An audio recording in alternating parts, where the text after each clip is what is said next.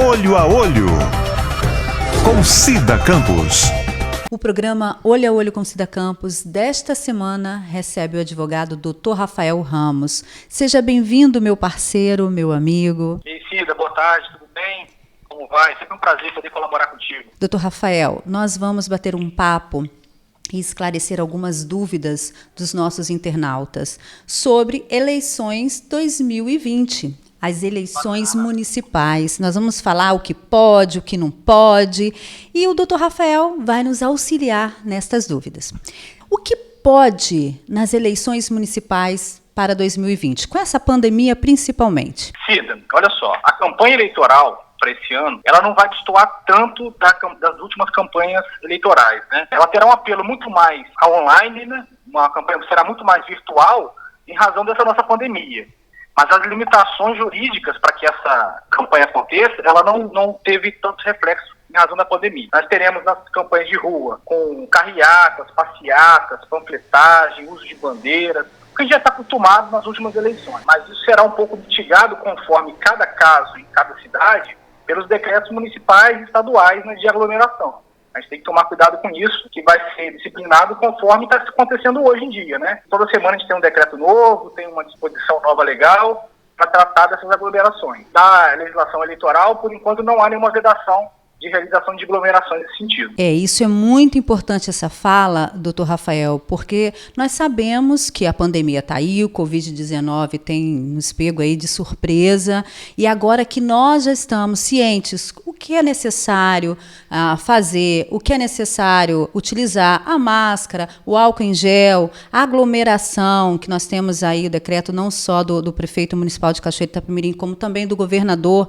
do Espírito Santo, é necessário que seja respeitosamente, rigorosamente respeitado, né, doutor Rafael? Com certeza. Nós exigimos aí, como cidadãos, os candidatos, né, em época de campanha, cumpram o regulamento, normas sanitárias, né? Que, por favor, usem as máscaras de proteção, que usem álcool gel, que mantenham o máximo de distanciamento possível para nos preservar e se preservarem também. E esse regramento geral aí de combate à pandemia tem que ser respeitado também durante o período eleitoral. Isso é o que nós esperamos e pretendemos cobrar dos nossos pretensos candidatos, né? Ainda um gancho na sua fala, doutor Rafael, é a preocupação também do cartório eleitoral, do Tribunal Eleitoral.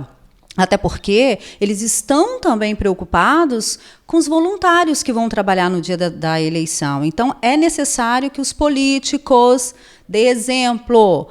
E, doutor Rafael, o que pode? Se acaso algum cidadão encontrar, presenciar, fotografar ou filmar qualquer tipo de crime eleitoral, qual é o passo? O que deve fazer? Quais são os canais de comunicação? Bacana. Existe sim todo um sistema de proteção aí do eleitorado, né? Do sistema eleitoral como um todo. A Justiça Eleitoral disponibiliza um sistema chamado Pardal, está disponível tanto no site dos tribunais regionais eleitorais, do Tribunal Superior Eleitoral, ou também pelas lojas de aplicativos. A gente consegue baixar esse tema e fazer as denúncias, registros fotográficos, explicar qual é a denúncia de irregularidade ou de crime eleitoral que estejam acontecendo durante as campanhas ou até pré-campanha, tá?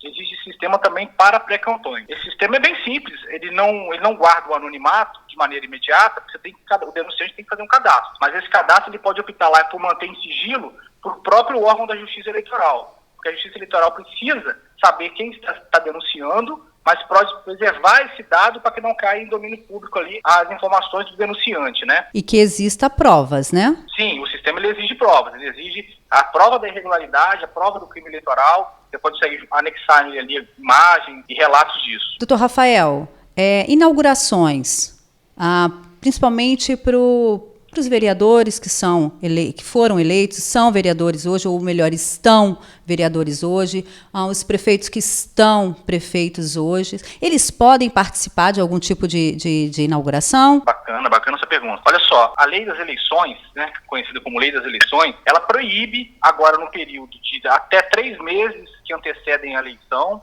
a participação de qualquer candidato em inauguração de obras públicas. Ou seja, a eleição agora foi modificada, né, de início de outubro para 15 de novembro. Os 3 meses anteriores, nós estamos falando agora do dia 15 de agosto. Então, desde o dia 15 de agosto até a eleição acontecer, nenhum candidato, seja ele candidato a prefeito, a vereador ou candidato à reeleição, ele está impedido de participar de qualquer inauguração de obra pública sob pena de cassação do registro ou da candidatura do próprio diploma, né, se eleito for. Então quer dizer que dia que começou essas proibições? Que dia que começa? Dia 15 de agosto. Do dia 15 de agosto ao dia 15 de novembro, não pode participar de inauguração de obra pública. Doutor Rafael, e que dia começa a propaganda nas rádios, nas TVs, online? Eles já podem começar a fazer esse tipo de propaganda? Propaganda oficial, a propaganda eleitoral mesmo, ela só acontece após o registro das candidaturas pelos partidos políticos. Esse registro acontece até 26 de setembro. Então, após 26 de setembro, a gente já inicia o período de propaganda eleitoral. O que está acontecendo agora, Cida, é um período de pré-campanha, que também é autorizado pela legislação. A pré-campanha existe, é possibilitado aos pré-candidatos fazerem menção aos seus pensamentos, né, a sua pretensa candidatura, suas qualidades pessoais, divulgar posicionamentos políticos, né, inclusive nas redes sociais. Isso não tem problema algum. Inclusive tem uma novidade agora, que é o financiamento de campanha através daquela vaquinha virtual, né? Muitos pré-candidatos têm se movimentado nesse sentido, a fazer pré-campanha com vaquinha, exaltação de suas qualidades pessoais, alguns pensamentos em rede social. O que não pode o pré-candidato agora é fazer pedido explícito de voto, informar o número pelo qual pretenda disputar a eleição, começar já a apresentar slogan, jogos de cores ou qualquer outro argumento de marketing que possa identificar na campanha dele um vínculo com a pré-campanha. E não pode, de qualquer maneira, fazer uso de propaganda paga em rádio e televisão. Isso no período de pré-campanha, que vai até 26 de setembro. A partir de 26 de setembro, a gente já teremos os candidatos registrados junto ao Tribunal Eleitoral e, a partir daí, dar-se início à campanha efetiva, né? Na campanha efetiva começarão já programas de rádio e TV, que são do programa partidário, né, eleitoral obrigatório, e isso já vai começar a ser veiculado na mídia, de maneira bem natural. Doutor Rafael, e afastamento de cargos? Exemplo, vereadores, que são pré-candidatos, ou que já são ou que estão vereadores, seja lá um advogado que venha a ser pré-candidato, ou um gari, ou um ajudante de pedreiro.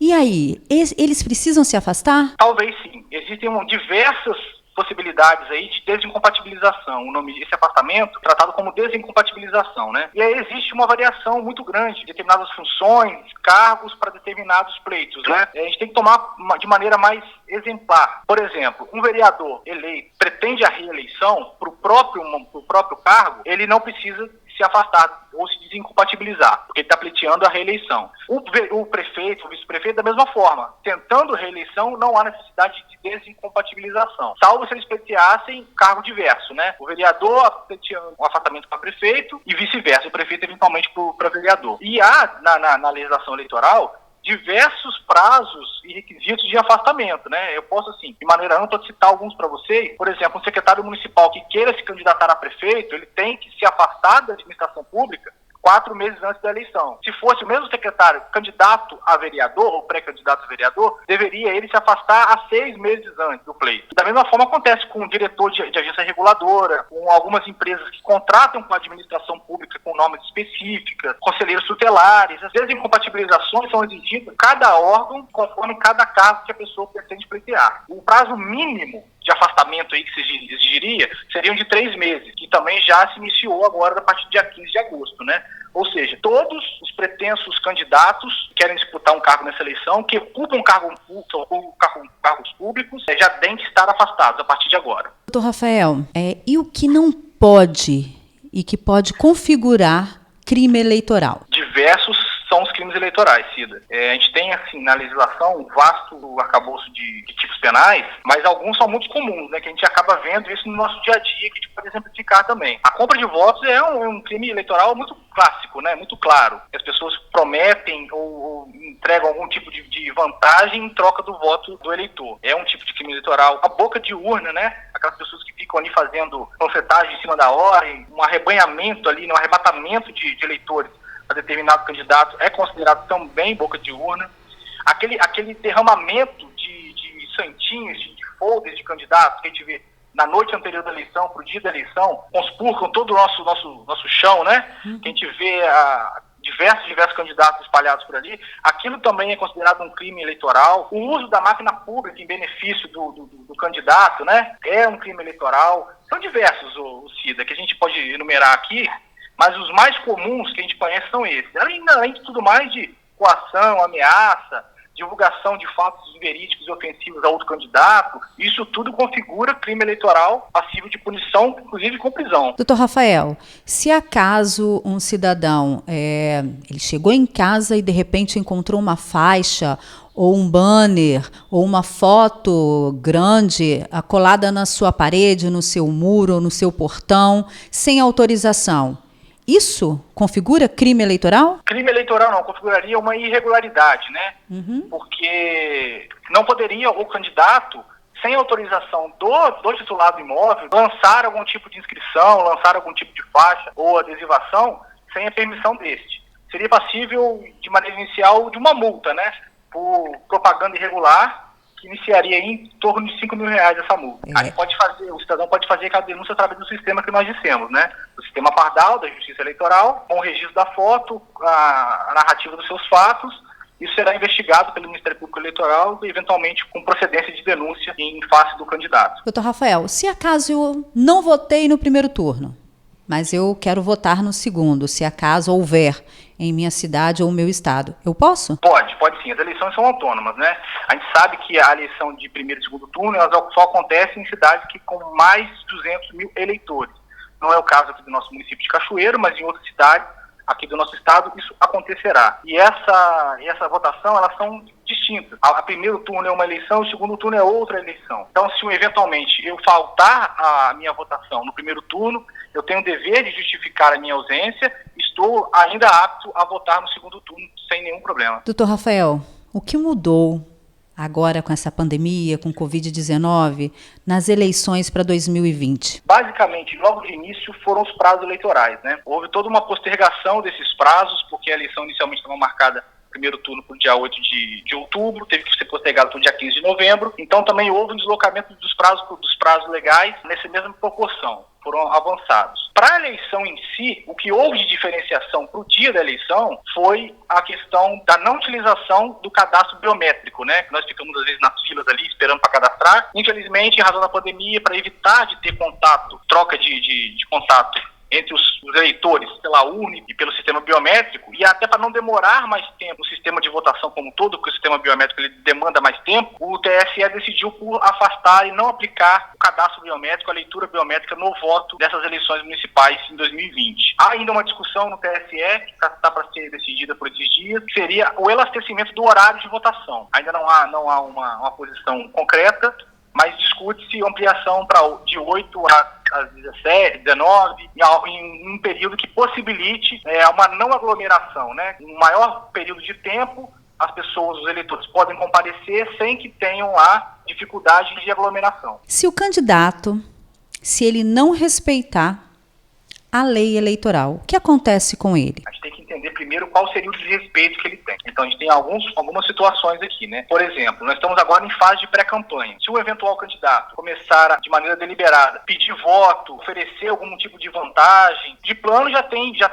seria passível de aplicação de multa por campanha extemporânea, né? Estaria antecipando a campanha eleitoral dele. Mas em situações até anormais, poderia chegar ao ponto de impedi-lo de registrar a candidatura, porque já está numa questão mais deliberada, né? Isso não pode acontecer agora na pré-campanha. No período agora de pré-campanha também, já não pode mais participar de inaugurações de obras públicas. Esse tipo de vedação, a gente até tratou disso hoje, o afastamento de qualquer candidato de obras públicas, sob pena de não conseguir registrar a candidatura, ou se registrar a candidatura, ser impedido de ser diplomado, né? Posteriormente tomar posse no cargo no qual fora eleito. Mas basicamente são impugnação de candidatura e multas, que são penalidades imediatas que pode sofrer o candidato por descumprimento da legislação eleitoral. É muito sério, né, doutor Rafael? Tem que seguir rigorosamente, né? É muito sério. As pessoas acham, às vezes, que uma eleição é mais do mesmo, que a gente está acostumado com esse sistema todo de santinho, de carro de som, de jingles, mas existe todo um arcabouço por trás que vem ajudando a melhorar, inclusive visualmente, as nossas eleições, né? Antigamente a gente percebia diversos carros adesivados por todo o local, carro de som, showmícios, lançamento de santinhos, ou então fixação em postes e árvores, isso já não pode mais, tá? Não pode mais realização de showmício, outdoor não pode mais ser usado. Se não, graças a Deus, não tem visto nas últimas eleições, e pretendemos não continuar vendo, porque é violação eleitoral. Propaganda em postes e árvores, grandes faixas, que agora existe uma limitação de no comitê central, uma faixa de até 4 metros quadrados, né? E nos outros adesivos em carros, só o vidro traseiro perfurado ou 50 centímetros quadrados. Há uma limitação muito maior do que a gente está acostumado nos outros tempos, mas a gente tem visto a Justiça Eleitoral atuando, o Ministério Público Eleitoral atuando em cima disso para evitar de haver violações que degrinam a imagem da Justiça Eleitoral como todo o sistema eleitoral brasileiro e previnam também os eleitores aí de uma exposição excessiva, né, a mando e desmando de alguns candidatos. Realmente a lei eleitoral ela é bem grande, ela é clara, só não entende quem não quer. E para deixar aqui também o meu apelo aos candidatos, por favor, respeite as redes sociais, para de ficar mandando muitos material de sua campanha, marcando muito, isso é falta de educação. Não permita que a equipe que possa lhe ajudar jogue muitos santinhos nas varandas ou nas caixas de correios das residências, isso também é uma falta de educação. Respeite o eleitor para que ele possa respeitar você. Responsabilidade, né? Sim, responsabilidade, isso é importante.